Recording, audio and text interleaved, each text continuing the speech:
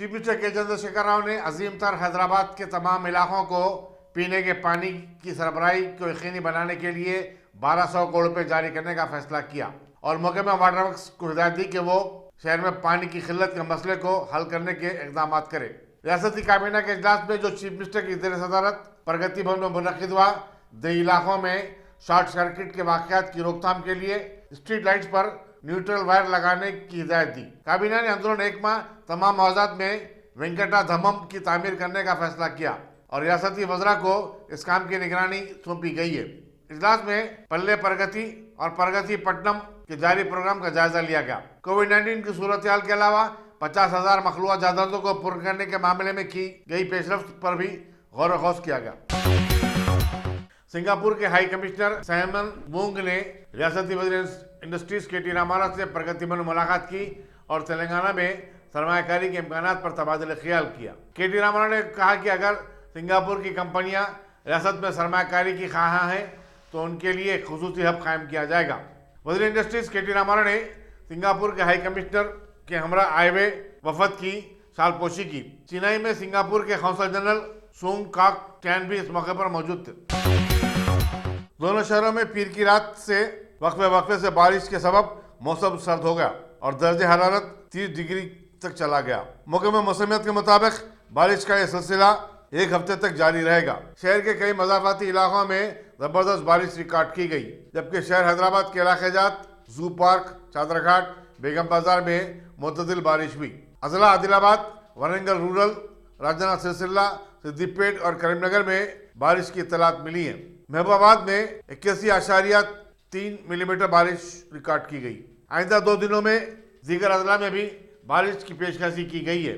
इनमें निजामाबाद, विकाराबाद, संगारेड्डी, कामारेड्डी, पेद्दापल्ली, मुलुगु, भद्राद्री कुत्तागुड़म, खम्मम, नलगोंडा, सूर्यापेट, जनगांव, यादाद्री भोंगीर, सिद्दीपेट, मेदक, जयशंकर भोपालापल्ली और मेडसल मलकाजगिरी शामिल है।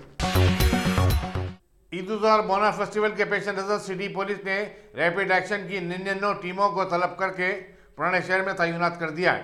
Assistant commissioner police Falaknuma Mohammed Majid की क़यादत में रैपिड एक्शन फोर्स की टीमों ने छतरी नाका के इलाके जात में फ्लैग मार्च किया।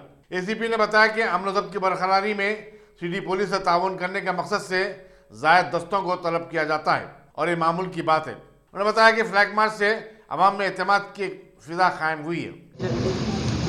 फलकनुमा डिवीज़न में छतरीनाका पुलिस स्टेशन लिमिट्स में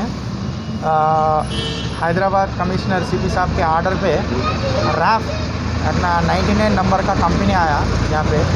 ये लोगों को क्या है बोलो तो एनुअल एक एक्सरसाइज रहता, ये familiarisation area land order police वाले हमेशा एरिया में घूमते और एरिया का नॉलेज रहता, तो अपने रैफ फोर्स को भी एरिया नॉलेज रहने के लिए ये पूरा सेंसिटिव एरियाज़ क्या है, हाइपर सेंसिटिव एरियाज़ क्या है, ये पूरा एक बार इनको घुमाए तो रैफ फोर्स भी फैमिलियराइज होता। इन केस कुछ भी अपने को अगर ज़रूरत पड़ा तो ईजी अपने को पहुंचने को और पब्लिक के मदद के लिए और पीस और हारमोनी बरकरार रखने के लिए रैफ को हम एरिया में आज घूमने निकले आया। अभी ये कंपनी का फोर्स है, पूरा ये छतरीनाका एरिया ही घूम रहे। डॉक्टर रेड्डी लेबोरेटरी ने रूसी वैक्सीन स्पुतनिक वी को मुल्क के 50 से ज्यादा शहरों में लॉन्च कर दिया है। रूसी कंपनी के साथ पार्टनरशिप करते हुए डॉक्टर रेड्डी लेबोरेटरी ने स्पुतनिक के 3 मिलियन डोजेस हासिल किए। बीजेपी के कारकुनों ने मूसा नदी को तरक्की देने के प्रोजेक्ट में ताखीर पर मुसारामबाग चौराहे पर धरना मुनज़्ज़म किया। साबिक अरकान असेंबली NVSS प्रभाकर और सी रामचंद्र रेड्डी ने क़यादत की। उन्होंने कहा कि मूसा नदी प्रोजेक्ट का काम एक अरसे से रुका हुआ है, जिसकी वजह से नदी के अतराफ अकनाफ रहने वालों को हर मानसून में खतरा लाक होता है। धरने की वजह से मुसारामबाग चौराहे पर काफी देर तक ट्रैफिक जाम रही।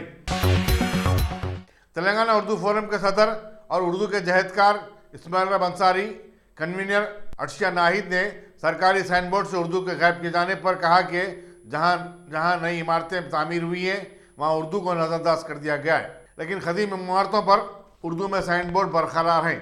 उन्होंने बताया कि वो भी इस सिलसिले में रियासती हुकूमत खासकर वज़ीर दाखिला महमूद अली से नुमाइंदगी करेंगे।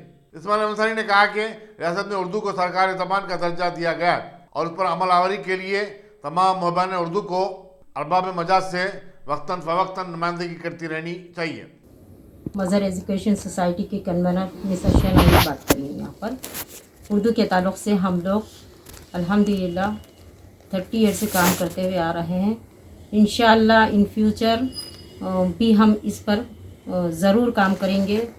हमारी हुकूमत जो है सेकेंड लैंग्वेज की हैसियत से तेलंगाना उर्दू फोरम हमारे जस्तजू में लगा हुआ है कि हर स्कूल में एज ए सेकेंड लैंग्वेज तालीम उर्दू की हो, और ये जियो निकला हुआ है, इस पर अमल होना है हमारे लिए, और हम इसके लिए पूरी अंत तक कोशिश करेंगे कि हर स्कूल वाले इसको इस्तेमाल करें। और नेक्स्ट मेरी सेकंड दरख्वास्त हमारी बहनों से, माँओं से, उन लोगों से है जो मॉडर्न होते हुए उर्दू जैसे तालीम को हमारे तर्क कर रहे हैं, जो कि हमारा तहज़ीब है। हमारे माशरे में हर तहज़ीब की जो और दीनी किताबें जो असासा है हमारा उर्दू में है। तो हमारे बच्चे आने वाली फ्यूचर में तमाम बच्चे अगर हमारे उर्दू से वाकिफ़ हों और उर्दू ज़बान से वाकिफ़ियत रखें तो इसका इस्तेमाल होते हुए तहज़ीब को क़ायम रख सकते हैं। तो हम चाहते हैं कि हमारी तहज़ीब क़ायम रहे, लिहाजा हम उर्दू की ज़बान के लिए पूरी कोशिश करेंगे कि हमारे तमाम बच्चे, आने वाली जनरेशन इससे मुस्तफ़िद हों और हमारा ये उर्दू का कलम क़ायम दायम रहे इंशाअल्लाह। अभी जो हमारा चल रहा है प्रोग्राम उर्दू के ताल्लुक़ से एक शेर के से मैं बोल के इसको ख़त्म करती हूँ कि गुलशन परस्त हमें गुलशन परस्त मैं हूँ, मुझे गुल ही नहीं अजीज़, कांटों से भी निभा किए जा रहे हैं हम, सौतेला बर्ताव हो रहा है, हम इसके लिए पूरी कोशिश करेंगे इंशाअल्लाह। साउथ जोन पुलिस ने शॉपिंग मॉल्स, रेतु बाजार समेत आम और पुरहजूम मकामात पर सरखा किए जाने वाले 66 मोबाइल फ़ोन को बरामद कर लिया है। कमिश्नर पुलिस अंजनी कुमार ने मीडिया से बातचीत करते हुए बताया कि साउथ जोन के मुख्तलिफ पुलिस स्टेशनों के एडिशनल इंस्पेक्टरों ने ACP चारमीनार की निगरानी में नई टेक्नोलॉजी की मदद से ये फ़ोन बरामद किए। उन्होंने बताया कि इन बरामद करदा मोबाइल फ़ोन में 30 फ़ोन बहादुरपुरा पुलिस स्टेशन के हदूद से चुराए गए थे, जबकि हुसैन आलम से 15, मदानापेट के 9, कामाटीपुरे के 8, कालापत्थर के 3 और एक फ़ोन चारमीनार पुलिस के हदूद में चुराया गया था। Hyderabad city police south zone के तरफ से 66 सेल फोन जिसकी report police station Bahadurpura, Husaini Alam, Madannapet, Kamatipura और चारमीनार को मिली थी, उसको ट्रेस करके, लोकेट करके और उसको बरामद किया गया। जैसा कि आप जानते हैं सिटी पुलिस के तरफ से पब्लिक के लिए 3 ऑप्शंस हैं अगर सेलफोन की लॉस या मिसिंग सेलफोन का केस होता है। पहला तो पुलिस स्टेशन में आप बता सकते हैं। दूसरी चीज़ हॉकाई जो एक एप्लीकेशन है फ्री ऑफ कॉस्ट, आपके पास एंड्रॉयड फ़ोन है या आपके पास iOS फ़ोन है, एप्पल फ़ोन है, कोई भी फ़ोन से आप लॉग इन करके कंप्लेन कर सकते हैं। और तीसरा ऑप्शन है मी सेवा केंद्र में जाके आप कंप्लेन INEI नंबर बताने से पुलिस स्टेशन में वो रजिस्टर हो जाएगा और आने वाले समय में जब कभी भी रिकवरी होगा तो आपको इन्फॉर्मेशन तुरंत मिलेगा उसका। मी सेवा केंद्र में पुलिस का और भी सर्विसेज है जो पब्लिक यूज़ करती है, जैसे कि लॉस और मिसिंग डॉक्यूमेंट्स के बारे में भी। इसके लिए भी आपको पुलिस स्टेशन में जाकर FIR कराने की कोई ज़रूरत नहीं। मी सेवा केंद्र में अगर आप जाते हैं तो वहाँ आपको loss of document, missing document का रिसीप्ट इलेक्ट्रॉनिक डिजिटल सिग्नेचर के साथ आपको मिलेगा, जिसमें FIR की कोई ज़रूरत ही नहीं। दूसरा चीज़ है पुलिस वेरिफिकेशन और जॉब, जिसे PCC कहते हैं, पुलिस क्लियरेंस सर्टिफिकेट, या जिसको NOC भी कहते हैं, नो ऑब्जेक्शन सर्टिफिकेट। ये सर्टिफिकेट भी आपको मी सेवा से मिल सकता है। और तीसरा जो है वो कुछ बिजनेस एस्टैब्लिशमेंट्स के रिन्यूअल ऑफ लाइसेंस के लिए, जैसे होटल और इस तरह के छोटे इस्टेब्लिशमेंट्स हैं, उनके रिन्यूअल का भी काम मी सेवा के तरफ से हो सकता है। तो इस रिकवरी के लिए साउथ जोन के सभी ऑफिसर्स को under the leadership of DCP south zone Gajarao Bhopal और उनके पूरे टीम को हम बहुत बहुत शुक्रिया अदा करते हैं। Thank you. सनती इलाके गांधीनगर में प्लाईवुड के गोदाम में मंगल की सुबह भयानक आग लग गई। फायर इंजीनियर को तलब किया गया, जिसे आग पर काबू पाने में काफी मुश्किलात का सामना करना पड़ा। शॉर्ट सर्किट आग की वजह बताई गई है। पुलिस बालानगर एक मुकदमा दर्ज करते हुए मसरूफ तहकीकात है। तेलंगाना स्टेट उर्दू अकेडमी की तरफ से सहाफियों के लिए ऑनलाइन 5 रोजा कौमी वर्कशॉप का मंगल से आगाज होगा। वैल की सीनियर एडिटर आरिफा खानम ने अपने कलीदी खिताब में कहा कि बदतरीन दिनों में हक़ाइक़ को बयान करना सहाफियों के लिए एक बेहतरीन मौका होता है। वो रिपोर्टिंग करते हैं तो महसूस करती हैं कि वो जंग के महाज पर हैं और उन्हें कई चैलेंजेस का सामना करना पड़ता है। उन्होंने उर्दू सहाफ़त के माजी को यादगार दिनों से ताबीर किया और कहा कि उर्दू सहाफ़त बहरान के मौजूदा दौर में भी सहाफ़ियों की एक नई खेप तैयार कर सकती है। रोजनामा इनकलाब बम्बई के एडिटर शाहिद लतीफ़ ने कहा कि सहाफ़त को खिदमत समझना चाहिए, न कि कमाई का जरिया। प्रेस काउंसिल ऑफ इंडिया के रुकन एम ए माजिद और दूसरों ने भी खिताब किया। सदर तेलंगाना स्टेट उर्दू अकेडमी रहीमुद्दीन अंसारी ने सदारत की, जबकि secretary director Urdu academy doctor Mohammed Ghouse ने खैर मकदम किया। वर्कशॉप के कोऑर्डिनेटर एस.एम. फसीउल्लाह ने बताया कि वर्कशॉप के दौरान जुमला 8 लेक्चर्स होंगे। अलग अलग तरह की दिमागी और मैं कहूँगी हकीकी दोनों तरह की जो सलाखें हैं उसके पीछे भेजने के बगैर ये जो उनका प्रोजेक्ट है वो पूरा नहीं होगा। और इसीलिए मुझे लगता है कि जो लोग अब जर्नलिज्म में दाखिल हो रहे हैं, जो सहाफ़त नए लोग जो सहाफ़ी बनना चाहते हैं, उनके लिए ये बहुत अहम दौर है और ये बहुत ख़तरनाक दौर भी है। अभी एक इंटरनेशनल प्लेटफॉर्म पे मैं बोल रही थी और मैंने कहा कि मैं यहाँ नेशनल कैपिटल न्यू दिल्ली से एक पॉलिटिकल जर्नलिस्ट हूँ जो आज के हुक्मरानों पर जो हमारी सियासत है और हमारी जो हुकूमत है उस पर मैं रिपोर्टिंग कर रही हूँ। और आप यकीन जानिए ये इतना खतरनाक काम है, ऐसा लगता है कि हम बॉर्डर पर हैं और हिफाजत कर रहे हैं अपने बॉर्डरों की नहीं बल्कि उस इत्तला की, उस इंफॉर्मेशन की हिफाजत कर रहे हैं। तो हम एक वॉर ऑफ इंफॉर्मेशन है उसमें हम एक सिपाही हैं कि कैसे उन खबरों को हम बचा सकें, लोगों तक पहुंचा सकें। तो ये जो एग्जिस्टेंशियल क्राइसिस है, अभी तक हम देख रहे थे कि पिछले 6-7 साल में लगातार ये कोशिश हो रही थी कि खबरें आप तक ना पहुंचे। एक जो main stream so called main stream media है उसके जरिए एक नया एक ऑल्टरनेट रियलिटी, ये भी अगेन इंटरनेट की दुनिया का ही वर्ड का कॉन्सेप्ट है, एक ऑल्टरनेट रियलिटी जहां दो लोग एक ही जगह पर एक ही मुल्क में रहते हैं, एक ही मुल्क के बाशिंदे हैं, वहीं सांस ले रहे हैं, लेकिन उनकी जो हकीकत है वो बिल्कुल अलग है। एक ऑल्टरनेट रियलिटी, जैसे एक पोस्ट ट्रूथ वर्ल्ड जो कहा जाता है, यानी सच के बाद, सच जब गुजर गया उसके बाद का वक्त, जिसमें मेरा सच अलग है, आपके सच अलग हैं, हमारे फैक्ट्स अलग हैं। तो post facts post truth world तो हमने देखा था, अब एक ऑल्टरनेट रियलिटी तैयार हो रही है कि कैसे एक ही चीज को देखने के दो अलग अलग नजरिए, यानी कि एक जो चीज जो हकीकत में नजर आ रही है और जो आपको बताई जा रही है। तो जिस तरह का एक जहन साजी हो रही है, एक इंडोक्ट्रिनेशन हो रहा है, उसमें इंफॉर्मेशन एक बहुत बड़ा हथियार है, एक बहुत बड़ा टूल है उन लोगों के हाथों जो इस मुल्क के डीएनए को बदलना चाहते हैं, जो इस मुल्क की पहचान को बदलना चाहते हैं और इस मुल्क की जो इतनी अजीम जो हमारी ये जमहूरियत है, जो हमने बहुत मेहनत से हासिल की है, आम लोगों का पसीना लगा है, मतलब ये जो इमारत है जमहूरियत की, उसमें गरीबों का, मजदूरों का, आदिवासियों का, अकलियतों का, इन सब कमजोर तबके जो है वो एक ईंट बन के लगे हुए हैं। और तब ये पूरी इमारत जमहूरियत की हमें नजर आ रही है। बहुत मेहनत से, हमें कोई इनाम में ये मुल्क नहीं मिल गया था, हमने बनाया है ये मुल्क जहां हम बराबरी के हुकूक की बात करते हैं, हम सबको बराबरी की आज़ादी की बात करते हैं, हम ये करते हैं कि हमें सांस लेने का आज़ादी से मौका मिले, अपनी बात कहने का मौका मिले। अभी रिसेंटली कुछ साल पहले CSDS का एक सर्वे है, उन्होंने सर्वे कराया और पूछा कि हिंदुस्तानी होने के क्या मायने हैं आपके लिए, क्या ऐसी चीज है जो आपको सबसे ज्यादा अजीज है। तो आप सोचिए कि सबसे ज्यादा जो रूरल एरियाज थे वहां पर लोगों ने कहा कि हमें यहाँ बोलने की आजादी है।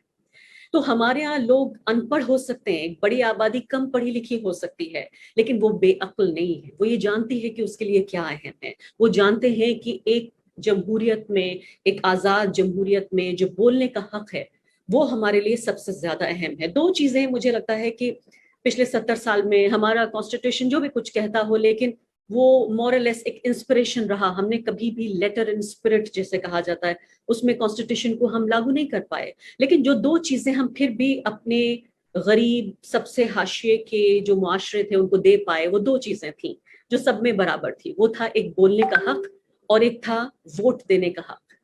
तो हैदराबाद की मेयर जी विजयलक्ष्मी ने शहर में बारिश के दौरान मुख्तलिफ इलाकों का दौरा किया और बल्दिया के इमरजेंसी स्क्वाड के कामों का मुआयना किया। उन्होंने एलबी नगर असम्बली हल्के के इलाके जात खासकर नागौल में सड़क पर पानी जमा हो जाने की शिकायत पर उसकी फौरी निकासी की हिदायत दी। उनके हमरा बल्दियादार भी थे। बाज़ उन्होंने एलबी नगर जोनल ऑफिस में बल्दिया के आला अहदेदारों के साथ एक इजलास भी मुनक्किद किया। सदर रियासती बीजेपी बंडी संजय ने 9 अगस्त से उनकी शुरू होने वाली रियासतगीर पदयात्रा के सिलसिले में पार्टी के सीनियर कायदीन के साथ एक इजलास में तबादला ख्याल किया। उन्होंने बताया कि पदयात्रा को कामयाब बनाने के लिए 25 कमेटियां तश्कील दी जाएंगी। पदयात्रा के आगाज पर जो चार मीनार के दामन में वाक़े भाग्यलक्ष्मी मंदिर से होगी, कौमी कायदीन और मरकजी वज़रा को मदऊ किया जाएगा। बंडी संजय ने बताया कि उनकी पदयात्रा का मकसद टीआरएस हुकूमत की नाकामियों से आवाम को वाकिफ करवाना है। पार्टी हेडक्वार्टर्स नामपल्ली में मुनक़िद इस इजलास में साबिक़ वज़रा ईटल राजेंद्र, डी.के. अरुणा, साबिक़ अरकान पार्लियामेंट जी विवेक, जितेंद्र रेड्डी, विजय शांति, रुकन असम्बली रघुनंदन राव, साबिक़ MLA डॉक्टर के लक्ष्मण, साबिक़ सदर नशीन खानूसाज कौंसल स्वामी गौड़ और साबिक़ MLC सुधाकर रेड्डी वगैरह शरीक थे। कोविड-19 के चलते रियासत में हुकूमत ने तमाम तालीमी इदारों को बंद कर दिया है। इसके बावजूद खानगी स्कूलों की जानिब से औलिया तुलबा को फीस के लिए न सिर्फ इसरार किया जा रहा है बल्कि हिरासा किया जा रहा है। ऐसे एक वाक़े में टोली चौकी में वाक़े अजान इंटरनेशनल स्कूल का वाक़या सामने आया है। कई औलिया तुलबा ने इस स्कूल के इंतजामिया के रवैये के खिलाफ स्कूल के बाहर आज एहतजाज भी मुनज़्ज़म किया। उनका कहना है कि औलिया तुलबा को मुकम्मल फीस अदा करने के लिए इसरार किया जा रहा है और ये धमकी दी जा रही है कि अगर मुकम्मल फीस अदा नहीं की गई तो तुलबा को इम्तिहानात में शिरकत की इजाज़त नहीं दी जाएगी। ऑनलाइन क्लासेस में हिस्सा लेने वाले कई तुलबा को मंगल की सुबह ग्रुप से खारिज भी कर दिया गया। औलिया तुलबा ने स्कूल इंतजामिया से राब्ता कायम करने की कोशिश की लेकिन स्कूल में कोई मौजूद नहीं था। अलबत्ता फीस काउंटर खुला था। रियासती हुकूमत ने एक जियो जारी करते हुए तमाम स्कूलों को पाबंद किया कि वो सिर्फ माहाना के असास पर फीस वसूल करें, लेकिन अज़ां स्कूल का इंतजामिया इस जियो की संगीन खिलाफ वर्जी कर रहा है। अस्सलाम वालेकुम।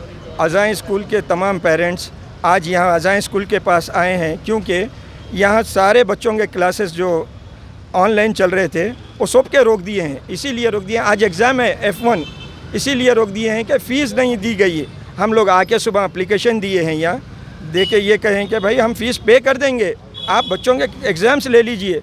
हम सबसे लेटर लेने के बाद ये लोग बोले हैं कि आप जाइए स्टार्ट करते हैं, लेकिन हम लोग 2 से 3 घंटे इंतज़ार करें, हमारे बच्चों के एग्ज़ाम नहीं हुए। हम लोग फ़ीस पिछले साल पे कर चुके हैं, ये साल भी फ़ीस हम लोग पे कर रहे हैं। ऐसा नहीं है कि हम फ़ीस पे करने तैयार हैं, लेकिन मुसलसिल मैनेजमेंट का हरासमेंट, और हम यहाँ आते हैं तो कोई ज़िम्मेदार आदमी नहीं है, प्रिंसिपल नहीं है, इंचार्ज नहीं है, सिर्फ फ़ीस काउंटर खुला हुआ है।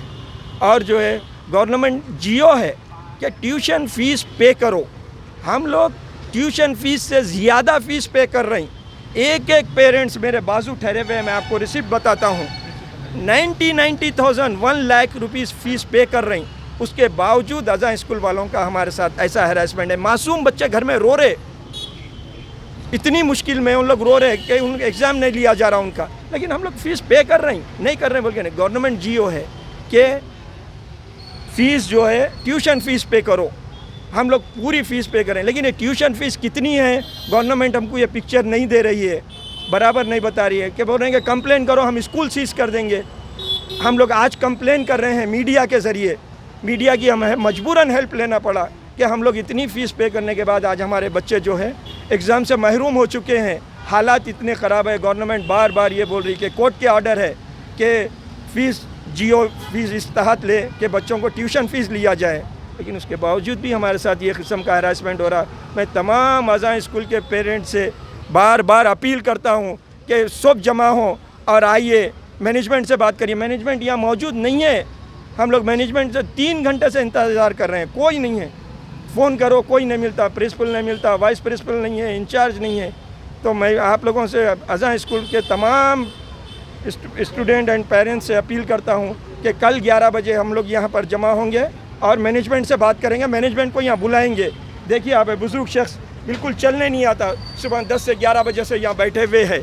आप देखिए इन लोग, कई पेरेंट्स है, कई मेरी माँ बहनें मोहतरम आए हुए हैं यहाँ पर, उनको देखिए आप, सुबह से ये इंतज़ार कर रही हैं, उनके बच्चे रो रहे हैं घरों में बैठ के।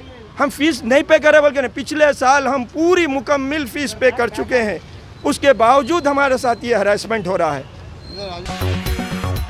मोइनाबाद के कीतरपल्ली मौजे में एक जालिम बाप ने अपने 22 महीने के बेटे का गला काट कर कत्ल कर दिया। Deputy commissioner police Shamshabad N Prakash Reddy ने बताया कि 28 साल रमेश ने 2 साल कबल शादनगर की एक 22 साल शोभा से दूसरी शादी की थी। उसे बीवी के चाल चलन पर शुबा था और वो इससे हमेशा झगड़ा भी करता था। रमेश मफरूर बताया जाता है। पुलिस ने सिलसिले में मुकदमा दर्ज करते हुए तहकीकात का आगाज कर दिया।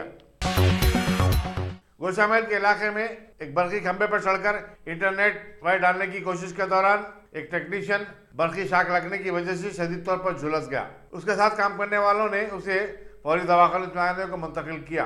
पुलिस शहनाजगंज मसलूब तहकीकात है। సార్ లాగేతలకే అది ప్రాబ్లం అయిపోయింది, అది మొత్తం పట్టేసింది ఎక్కడికక్కడ. అది तो अभी केबल का काम कर रहा కేబుల్ లాగుతున్నాడు, కేబుల్ లాగుతుంటే అట్లా అయింది. इंडियन मेडिकल एसोसिएशन ने कोविड-19 की तीसरी लहर की आमद की खबरों के दरमियान हुकूमत पर जोर दिया कि वो इस वबा के फैलने वाली जैसी सरगर्मियों को इजाजत न दे। एसोसिएशन ने खास तौर पर कहा कि सियासी सरगर्मियों, मजहबी जुलूस और यात्राओं पर रोक लगाई जाए। मजीद ये कि कोविड-19 के कवायद पर कम से कम मजीद 3 महीने अमल किया जाए। मुल्क के कई हिस्सों में देखा जा रहा है कि न सिर्फ हुकूमत बल्कि सियासी जमातें और तंजीमें अवाम की बिंदास बड़ी बड़ी भीड़ जमा कर रहे हैं। सेहत का फरोग, मजहबी रसूमात और तकारीब की अपनी जगह अहमियत है, लेकिन इसके लिए मजीद चंद माह का इंतजार किया जा सकता है। हिंदुस्तान में गुज़श्ता 118 दिन में कोविड-19 के सबसे कम 31,443 केसेस गुज़श्ता 24 घंटों में सामने आए। मरकजी वजारत सेहत ने एक प्रेस नोट में बताया कि इस वबा के आगाज से अब तक 3 करोड़ से ज्यादा अफराद सेहतियाब भी हुए हैं। इस तरह सेहतियाब होने वालों की शरह 97.28% हो चुकी है। प्रेस नोट में बताया गया कि 16 जनवरी को मुल्क भर में कोविड-19 के टीके अंदाजी की मुहिम का आगाज किया गया था और जब से अब तक मुल्क भर में 38 करोड़ 14 लाख अफराद को कोविड-19 के टीके दिए जा चुके हैं। Dynamic Success the Junior College. Enter to win.